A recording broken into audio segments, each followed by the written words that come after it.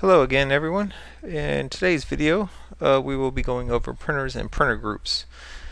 One of my favorite things about Redfish POS is its capabilities of printing to kitchen printers. It really has the ability to print to handle some of the largest restaurants. It can handle virtually an unlimited number of printers and printer groups or combination of printers. Um, so first, what I would want to explain is the difference between a local printer and a network or a kitchen bar printer. Um, what we have here is two sections: printers and printer groups. Um, so I will give a basic breakdown. Basically, here we have a receipt printer. And it is a receipt printer you would want to set up as a PC connected computer printer.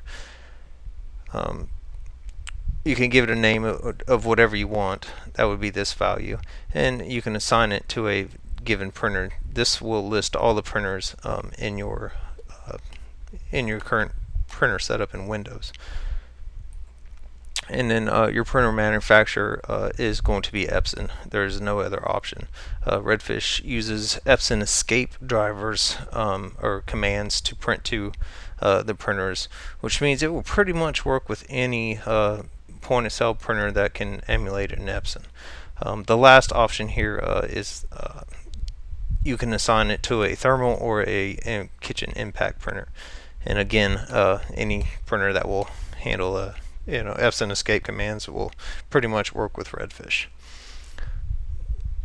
So the other type of printer to create is a kitchen or bar printer or an available network printer. You will see here that this receipt printer or local printer is checked with this box here. Any of your printers where multiple computers are going to be printing two of them, say for a kitchen printer, you're going to want to check this box. And this box will allow these printers to show up in this location. And from here you can add them to your different printer groups here. And we'll go over printer groups shortly. So let's go ahead and we'll create a new printer. You can see here we already have a fry, a grill printer, and a general kitchen printer. If you're going to be if you're just a small place and you just have one kitchen printer, kitchen one would be fine. These red numbers here, you will see those are insignificant. Those are for the database. So please disregard those numbers. So let's go ahead and set up a new printer. This one we're going to call Expo for Expeditors. We're going to assign. When you're signing a network printer, it is very important to select the full network path. You can also select this same printer without network path, but it will not work for other printers on the network or other terminals on the network. So it is very important that you select the full network path. And you can achieve this by sharing your printers when you install the drivers. Redfish has a really unique way of handling print jobs. It designates one computer on the network to handle all remote print jobs, and the other terminals on the network connect to that one computer to handle the print jobs, and it prints directly through to that one computer. Those drivers don't have to be installed on every single computer. So next we'll assign, of course, an Epson, and we're going to assign, this is a thermal printer, so we're going to set it to thermal and save. And then now you will see it here in the list of printers. So now that we have shown you how to set up printers, one of the things that you will see if you select this checkbox, you will see the available network printers. You will see those printers listed there to be added to groups. If it's not checked, and if it's just a standard receipt printer, you will not see it here, but you will see it. Let's save the data. And when you set up your kiosk configuration, you will be able to set it up. You will see it listed here. So these are local printers. And you can actually create multiple printers from the same physical printer. So if you see here, we have a bar printer that's assigned to the same actual printer as your receipt printer. They're all assigned to the same printer for this demonstration, but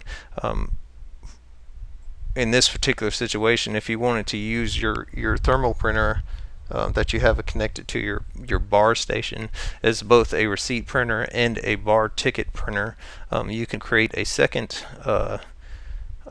printer called bar printer or whatever and assign it to that same printer, but use the full network path, and then you can use that printer for dual purposes. So that pretty much explains the printers, and now we'll go into printer groups. And the cool thing that I like about is Redfish and his printing capabilities is you can create any number of combinations of printers. So we'll go ahead and we'll create a new one, a new printer group, and we'll call this one Grill Fry Expo. And then we'll go ahead and select Expo, Fry, and Grill, add those printers to Expo or Grill Fry Expo, and save. Now you will see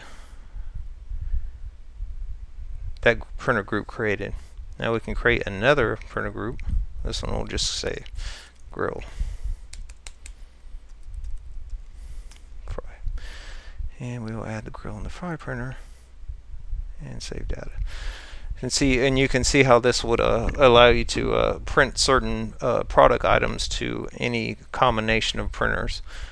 So really, this is something that you only see in high-end point-of-sale softwares.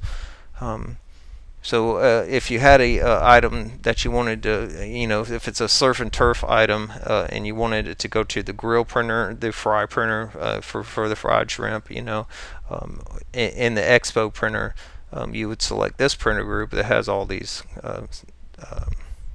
connected to it. And to add them is pretty simple. When you go to your products, you can assign it right here, assigned printer group. This one is set to bar. This one will give you kitchen, bar, grill, fry, expo, grill, fry, etc., etc. And that is pretty much it. One of the things that you may want to do, and it's probably pretty important, is to create a printer group called none. And that way you don't assign any printers to it at all. That way, if you have a certain product that you don't want to print to any printers, you can assign it to the none printer group. And that pretty much covers it. The last thing that we have to configure for printers is the actual print server. In the application config file, you actually have to set the network path or the computer name that is acting as the print server. You have to add that value and the username and password of that computer, so the other computers on the network can actually log in to that print server and print to those printers. And this will be covered in our application config video, and we will get to that eventually. So make sure you subscribe to our YouTube channel, and or at least check back periodically and to see any new videos.